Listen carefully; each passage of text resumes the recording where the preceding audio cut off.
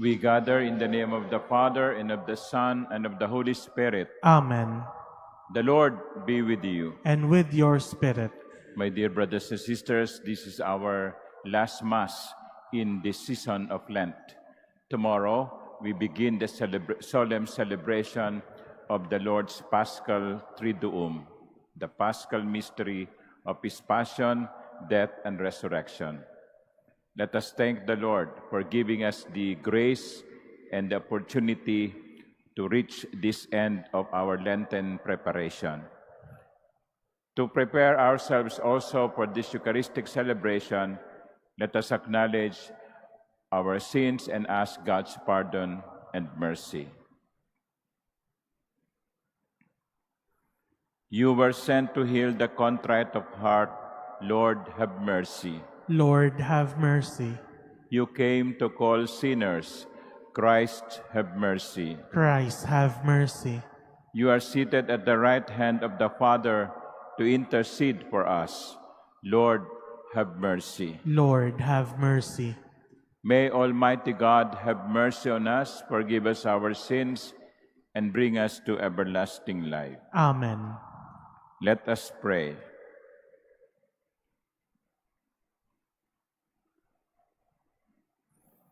O God, who willed your Son to submit for our sake to the yoke of the cross, so that you might drive from us the power of the enemy, grant us, your servants, to attain the grace of the resurrection.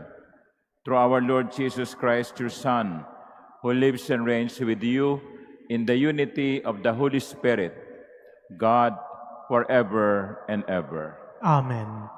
Please be seated.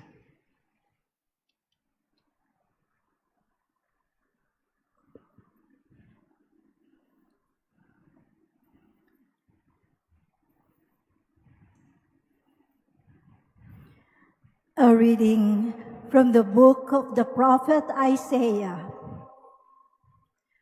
The Lord God has given me a well-trained tongue, that I might know how to speak to the weary, a word that will rouse them.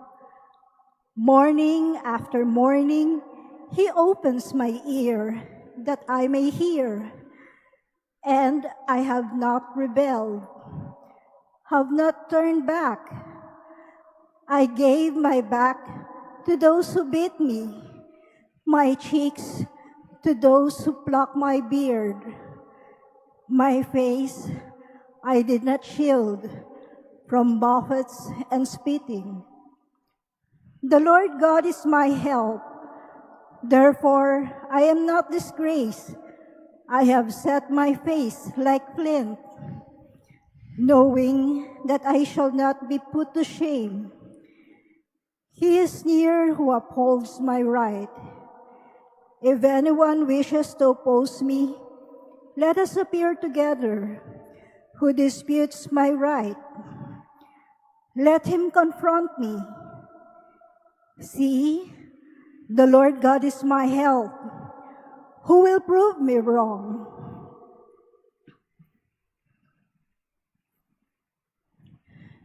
The word of the Lord. Thanks be to God.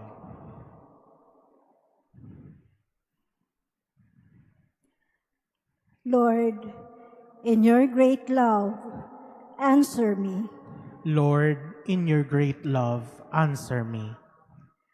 For your sake, I bear insult, and shame covers my face.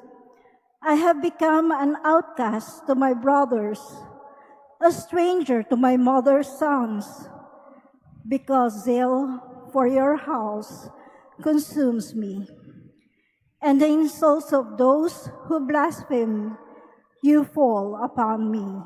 Lord, in your great love, answer me. Insult has broken my heart, and I am weak. I looked for sympathy, but there was none. For consolers, not one could I find. Rather, they put gall in my food, and in my thirst, they gave me vinegar to drink. Lord, in your great love, answer me. I will praise the name of God in song, and I will glorify him with thanksgiving. See you lowly ones, and be glad. You who seek God, may your hearts revive. For the Lord hears the poor, and his own who are in bonds he spurns not. Lord, in your great love, answer me. Please all stand.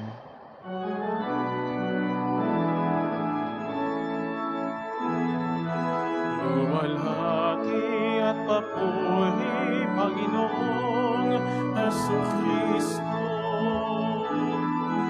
Luwalhati at papuri, Panginoong Jesucristo.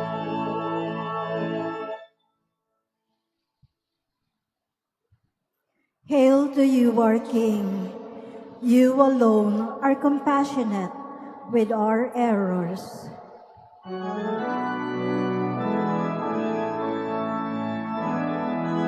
Luwalhati at papuri, Panginoong Jesucristo. Luwalhati at papuri, Panginoong Jesucristo. The Lord be with you. And with your spirit. A reading from the Holy Gospel according to Matthew. Glory to you, O Lord. One of the 12, who was called Judas Iscariot, went to the chief priests and said, "What are you willing to give me if I hand him over to you?" They paid him 30 pieces of silver, and from that time on, he looked for an opportunity to hand him over. On the first day of the Feast of Unleavened Bread, the disciples approached Jesus and said, "Where do you want us to prepare for you to eat the Passover?" He said, "Go into the city to a certain man and tell him, 'The teacher says, my appointed time draws near. In your house I shall celebrate the Passover with my disciples.'" The disciples then did as Jesus had ordered and prepared the Passover. When it was evening, he reclined at table with the 12. And while they were eating, he said, "Amen, I say to you, one of you will betray me."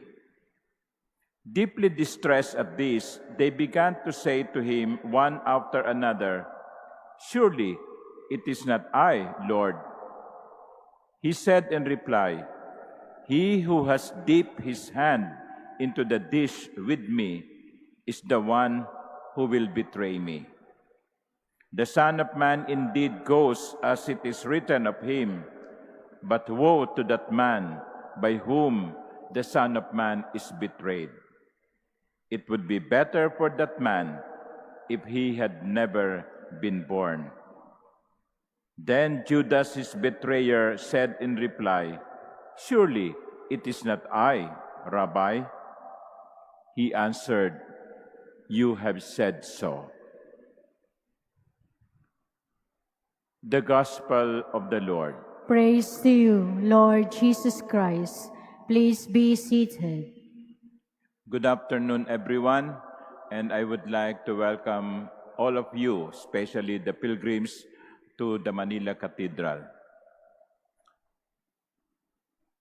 Mga kapatid,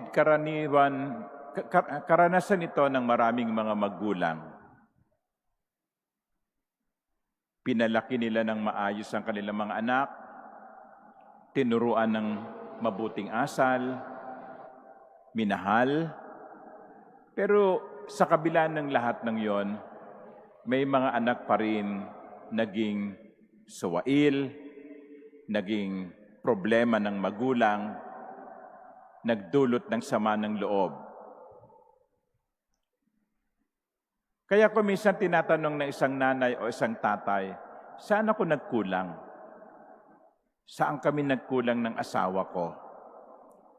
Minahal namin ang anak naming ito, ipinakita namin ang kabutihan, pero bakit naging adik, naging suwail, iniwan kami? Mga minamahal kong kapatid, si Judas Iscariote ay minahal din ni Jesus. Itinuring siya ni Jesus na kaibigan. Katunayan, nabibilang sa 12 alagad ng Panginoon. Pero sa kabila ng pagmamahal na ipinakita ni Jesus kay Judas, nagawa pa nitong magtaksil at ipagpalit ang kanyang Panginoon sa halagang 30 pirasong pilak na katumbas ng halaga ng isang alipin. Saan nagkulang ang Panginoon? At saan nagkulang ang mga magulang na mayroong ganoong mga anak? Huwag po ninyong sisihin ang inyong mga sarili, mga nanay at tatay. Wala po kayong pagkukulang. Kung paanong walang pagkukulang si Jesus sa pagmamahal kay Judas. Sapagkat ang bawat isa sa atin, kabilang na si Judas, ay may angking kalayaan. May angking pumili, kakayanang pumili. At pinili ni Judas na talikuran si Jesus. Every one of us has freedom to choose. And Judas used his freedom to betray his Lord.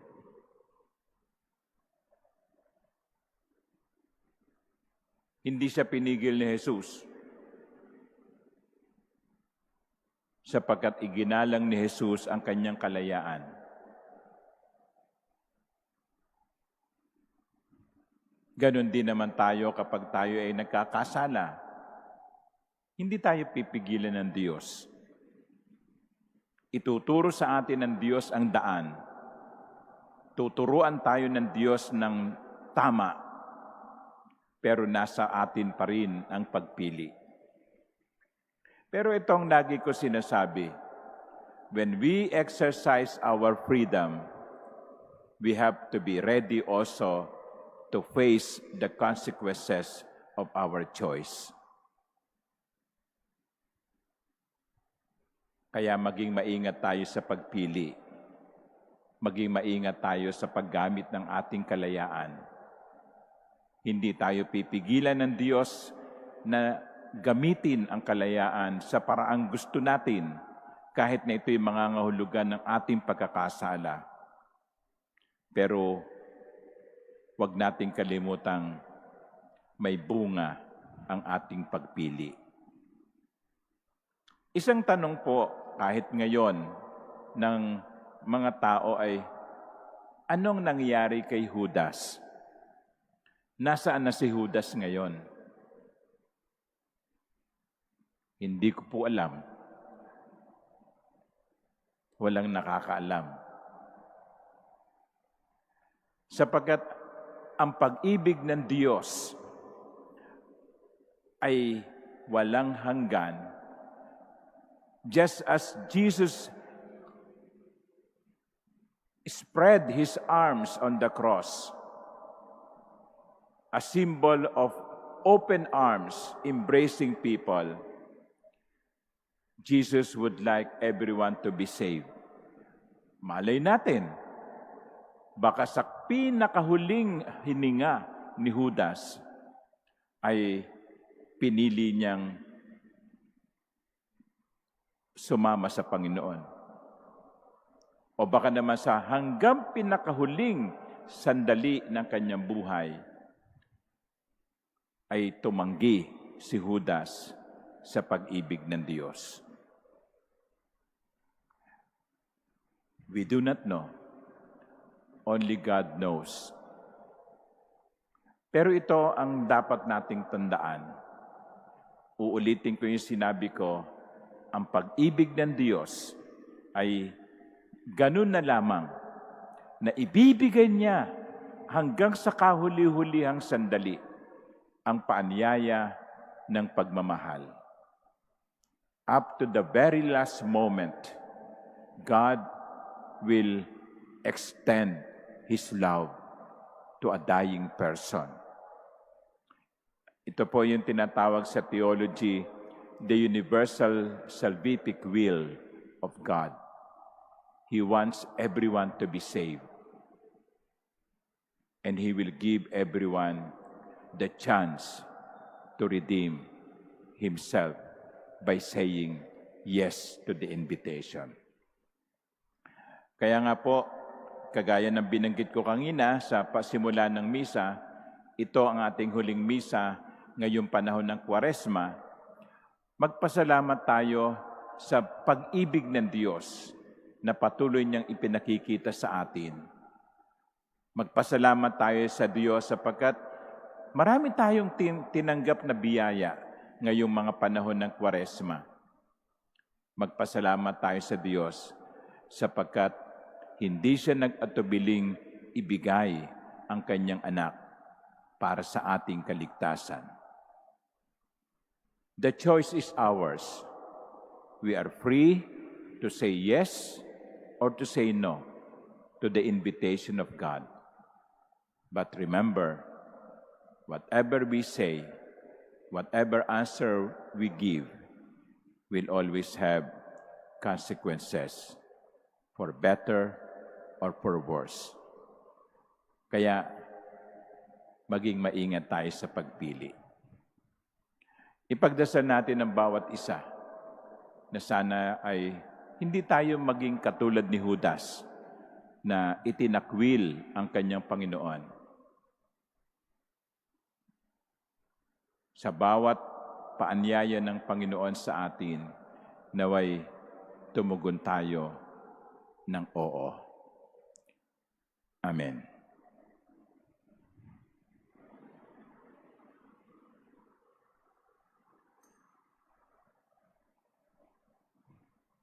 Please stand.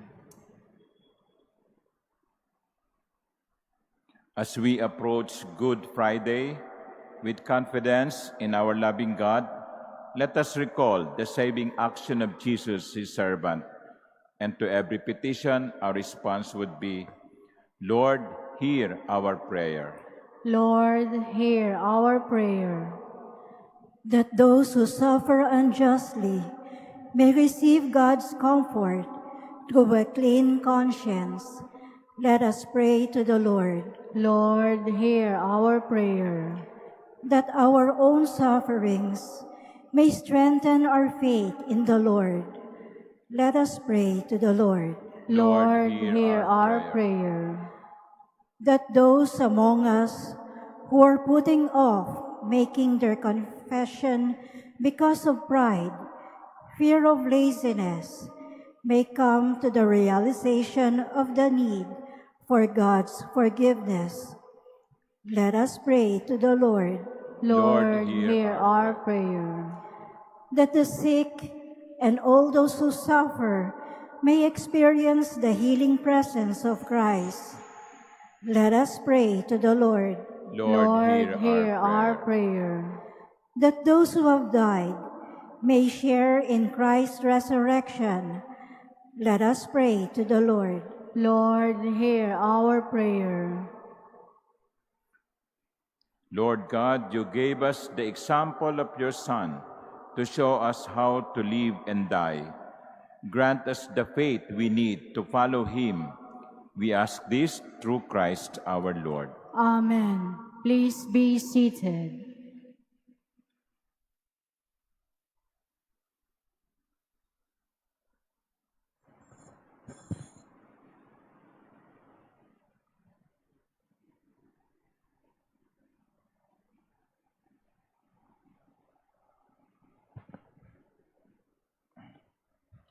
Blessed are you, Lord God of all creation. Through goodness we have this bread to offer, which earth has given and human hands have made. It will become for us the bread of life. Blessed be God forever.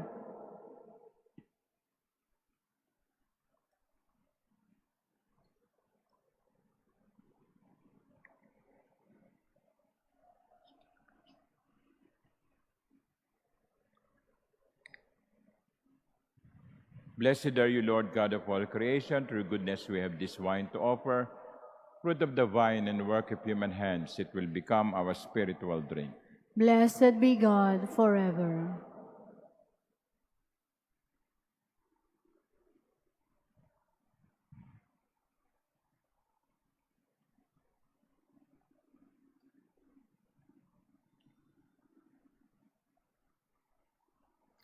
Please stand. Pray, my dear sisters and brothers, that my sacrifice and yours may be acceptable to God, the Almighty Father. May the Lord accept the sacrifice at your hands, for the praise and glory of his name, for our good and the good of all his holy church. Receive, O Lord, we pray, the offerings made here, and graciously grant that celebrating your Son's passion in mystery, we may experience the grace of its effects through Christ our Lord. Amen. The Lord be with you. And with your spirit, Lift up your hearts. we lift them up to the Lord. Let us give thanks to the Lord our God. It is right and just. It is truly right and just, our duty and our salvation, always and everywhere to give you thanks, Lord, Holy Father, Almighty and eternal God, through Christ our Lord. For the days of his saving passion and glorious resurrection are approaching, by which the pride of the ancient foe is vanquished, and the mystery of our redemption in Christ is celebrated. Through him, the host of angels adores your majesty and rejoices in your presence forever. May our voices, we pray, join with theirs in one chorus of exultant praise as we acclaim. Holy, holy, holy Lord, God of hosts, heaven and earth are full of your glory. Hosanna in the highest. Blessed is he who comes in the name of the Lord. Hosanna in the highest. Please kneel.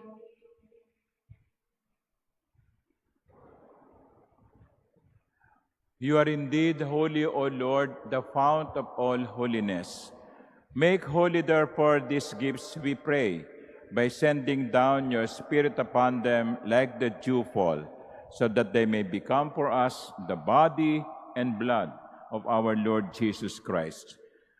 At the time he was betrayed and entered willingly into his passion, he took bread, and giving thanks, broke it and gave it to his disciples, saying, "Take this, all of you, and eat of it, for this is my body, which will be given up for you."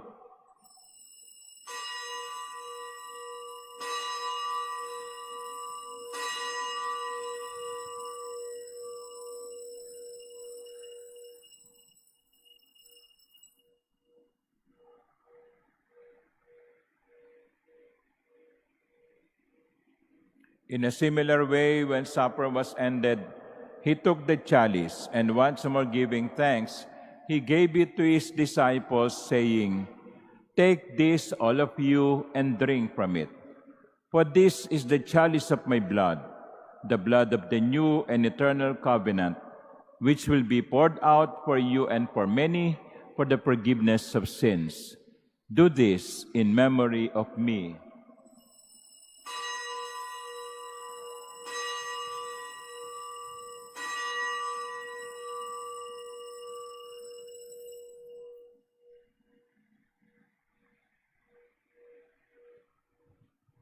Please stand. The mystery of faith. When we eat this bread and drink this cup, we proclaim your death, O Lord, until you come again. Therefore, as we celebrate the memorial of his death and resurrection, we offer you, Lord, the bread of life and the chalice of salvation, giving thanks that you have held us worthy to be in your presence and minister to you. Humbly we pray that partaking of the body and blood of Christ, we may be gathered into one by the Holy Spirit. Remember, Lord, your church is spread throughout the world and bring her to the fullness of charity, together with Francis, our Pope, and Jose, our Bishop, and all the clergy. Remember also our brothers and sisters who have fallen asleep in the hope of the resurrection, and all who have died in your mercy. Welcome them into the light of your face. Have mercy on us all, we pray, that with the Blessed Virgin Mary, Mother of God, with blessed Joseph, her spouse, with the blessed apostles and all the saints who have pleased you throughout the ages, we may merit to be co-heirs to eternal life and may praise and glorify you through your Son, Jesus Christ. Through him and with him and in him, O God, Almighty Father, in the unity of the Holy Spirit, all glory and honor is yours forever and ever. Amen. At the Savior's command and formed by divine teaching, we dare to pray. Our Father, who art in heaven, hallowed be thy name. Thy kingdom come, thy will be done on earth as it is in heaven. Give us this day our daily bread, and forgive us our trespasses, as we forgive those who trespass against us. And lead us not into temptation, but deliver us from evil. Deliver us, Lord, we pray, from every evil. Graciously grant peace in our days, that by the help of your mercy we may be always free from sin and safe from all distress, as we await the blessed hope and the coming of our Savior, Jesus Christ. For the kingdom, the power, and the glory are yours, now and forever. Lord Jesus Christ, who said to your apostles, "Peace I leave you, my peace I give you," look not on our many sins, but on the faith of your church, and graciously grant her peace and unity in accordance with your will, who live and reign forever and ever. Amen. The peace of the Lord be with you always. And with your spirit. Let us offer each other the sign of peace.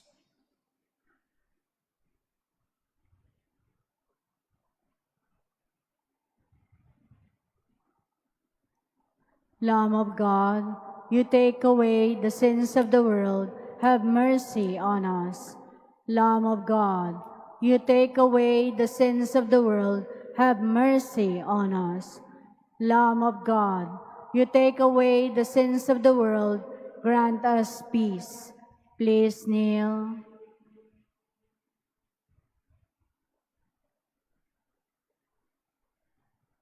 Behold the Lamb of God. Behold him who takes away the sins of the world. Blessed are those called to the supper of the Lamb. Lord, I am not worthy that you should enter under my roof, but only say the word, and my soul shall be healed.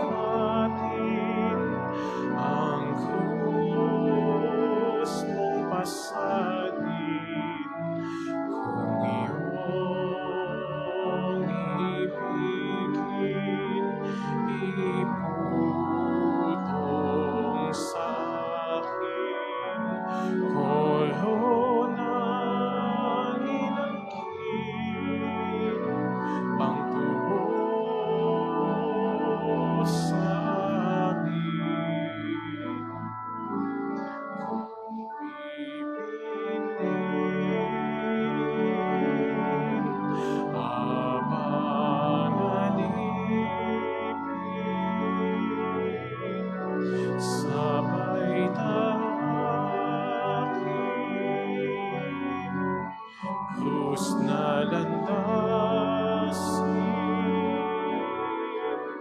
galakayakin, habis ay di pansin, ang iyong naisip, siyang susundin.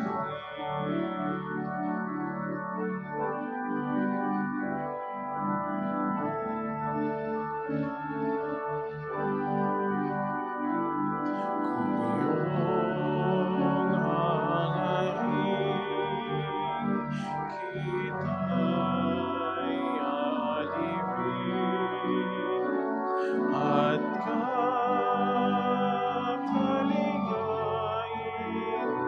lumbay papawirin.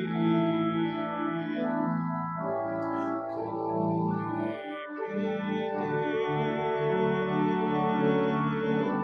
abangalipin,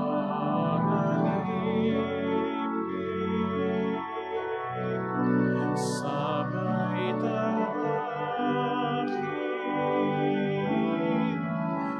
krus na landasin,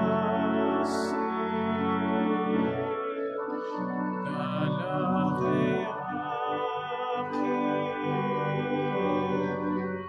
habis ay di pansin, ang iyong naisip, siyang susundin.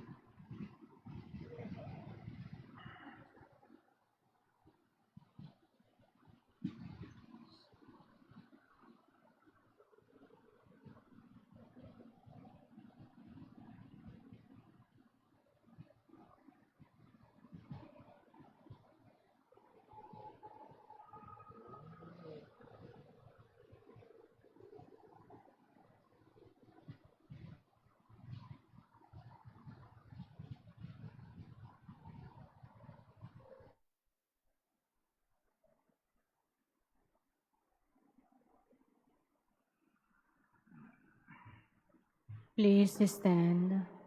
Let us pray.